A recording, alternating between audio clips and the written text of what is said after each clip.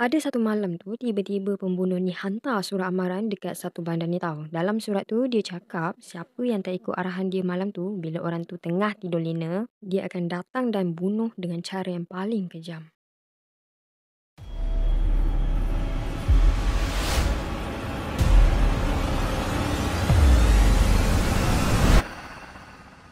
Antara bulan Mei 1918 sampai ke Oktober 1919, bandar New Orleans tak pernah betul-betul tenang. Ada satu siri pembunuhan pelik yang buat penduduk tempatan jadi takut nak tidur malam. Jadi mangsa-mangsa ni kebanyakannya datang daripada komuniti berketurunan Itali. Jadi mangsa-mangsa ni akan diserang dekat rumah diorang sendirilah pada waktu malam masa diorang tengah tidur. Cara si pembunuh ni beroperasi pun memang luar biasa. Dia masuk ikut pintu belakang rumah mangsa, biasanya guna pahat untuk paksa buka pintu. Lepas tu bila dah masuk, dia serang mangsa secara brutal. Ada yang dipukul dengan kapak, ada juga yang kena tetak dengan pisau cukur. Serangan dia memang ganas dan tak kira umur atau jantina, budak kecil pun boleh jadi mangsa dia. So polis pun cubalah cari jawapan, tapi yang peliknya tak ada satu pun barang dalam rumah tu yang hilang. Duit, barang kemas, semua masih elok. Jadi dari situ polis dah mula syak. Ini bukan kes rompakan, ini macam kerja orang yang memang datang semata-mata nak membunuh. Masa tu media mula buat spekulasi, ada yang kaitkan dengan mafia Itali sebab kebanyakannya mangsa berasal dari komuniti tu.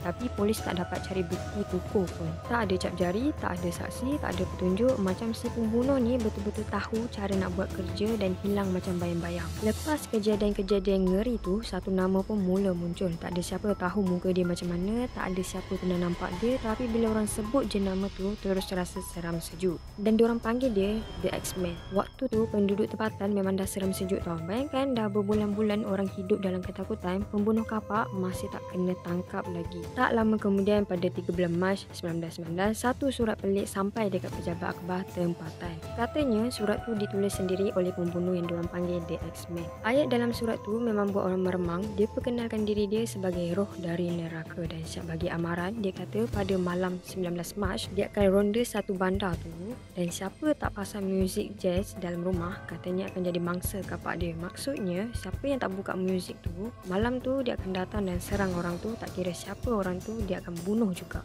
Lepas surat tu tersebar, satu bandar ni jadi kalut tau. Tapi bukan kalut macam orang panik, kalut sebab semua orang sibuk cari cara nak pasang lagu tu. Dan malam tu rumah-rumah mula pasang gramofon, kedai makan pasang lagu kuat-kuat, ada yang set jemput pemuzik untuk datang main live depan rumah diorang lah. Jadi bila orang lalu dekat kawasan sana, memang lagu jazz tu kedengaran dekat setiap lorong malam tu. Dan malam tu juga tak ada siapa pun yang mati, tak ada pembunuhan langsung.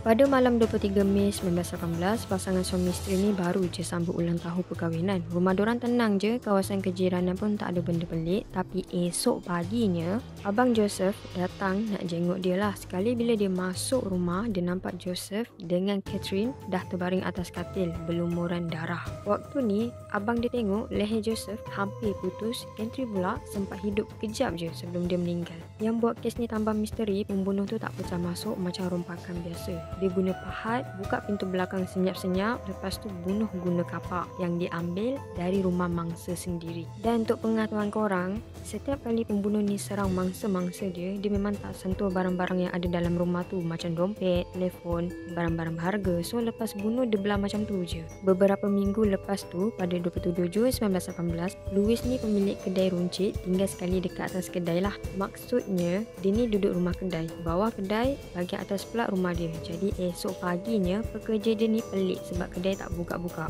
Bila dia masuk, Louis tengah terbaring atas lantai penuh darah. Harriet pula ada dalam bilik, dia pun cedera teruk. Dua-dua masa tu masih hidup, tapi Harriet akhirnya meninggal dunia dan Louis pula langsung tak boleh ingat apa yang jadi. Sama macam kes Joseph tadi, masuk ikut pintu belakang guna pahat, serang guna kapak dari rumah. Pada Ogos 1918, datang pula satu kes yang buat ramai lagi terkejut. Mangsa dia seorang wanita mengandung yang bernama Anna Snyder. Waktu kejadian tu, suami Anna kerja malam tau, jadi dia sorang-sorang lah dekat rumah. Bila suami dia balik awal pagi tu, dia buka pintu bilik dan Dia terkejut tengok Anna cedera parah atas katil dan kepala dia berdarah teruk sangat. Tapi Anna bernasib baik, dia selamat, dia sempat dibawa ke hospital dan 2 hari lepas tu dia lahirkan anak perempuannya yang sihat. Bila dia dah stabil, polis cuba tanyalah apa yang dia ingat, tapi dia langsung tak ingat siapa yang masuk atau bila serangan tu berlaku. Dan kejadian seterusnya berlaku pada 27 Oktober 1919. Isteri Mike terdengar bunyi kecoh dalam bilik tidur. Dia masuk dan tengok suami dia dah terbaring dengan kepala berdarah teruk. Dinding bilik pun dah penuh darah. Dia sempat nampak kelibat lelaki keluar dari rumah, tapi terlalu gelap sampai dia tak dapat nak cam muka lelaki tu. Lepas kes Mike ni, pembunuh tu terus hilang, macam lesap dari dunia dan tak ada serangan lagi lepas tu.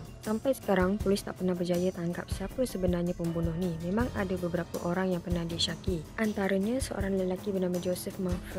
Dia ni ada kaitan dengan dunia jenayah terancang. Jadi memang logik jugalah kalau dia terlibat kan. Tapi bila polis siasat betul-betul, tak ada bukti pokok yang boleh sahkan dia pembunuh sebenar. Semuanya macam sekadar teori je. Lepas tu muncul pula teori lain yang lagi pelik. Ada yang kata mungkin pembunuh ni bukan kerja seorang-seorang. Mungkin ada lebih daripada satu pembunuh. Ada juga yang percaya ada unsur ritual atau pengaruh kepercayaan tertentu di sebalik jenayah kejam ni. Tapi itulah, semua teori tu tinggal teori je. Sebab sampai sekarang, identiti sebenar pembunuh tu masih misteri. Dan sampailah ke hari ni, kisah The X-Men masih hidup dalam ingatan penduduk dekat sana. Cerita dia jadi macam satu legenda gelap dekat sana. Bukan setakat tu je, kes ni pun dah banyak kali dijadikan inspirasi dalam muzik, buku dan siri TV. So siapa yang minat kisah jenayah misteri, confirm dah pernah dengar nama dia.